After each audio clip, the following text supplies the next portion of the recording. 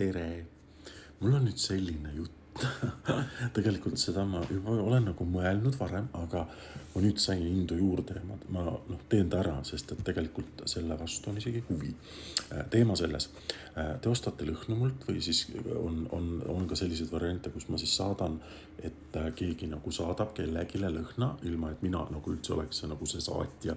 Ka niimoodi saab teha, et kas siis tehakse kingituseks või lihtsalt sestiks või ma ei tea, mingiks paranduseks, selliseks suhteparanduseks, selline üllatus, ütleme.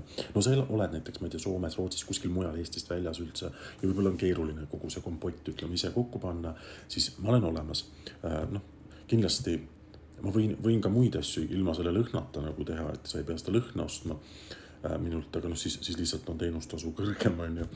Et lihtsalt sel nädalal juhtus selline äge asi ja mul on varem ka nagu palutud, kas paned mingi kommikarbi juurde või või kinkekaardi või, et kui sul on ka selline mõte äkki, et kes selle ära teostaks, siis ma teostan selle, on ju, et saad näiteks lõhna kinkida kellegile, saad sinna juurde, ma saan lisada kommikarbi või mis sa soovid, mingi vallatu mänguasja või kas või siis ma panen ta ilusasse karpi ja saadan ära.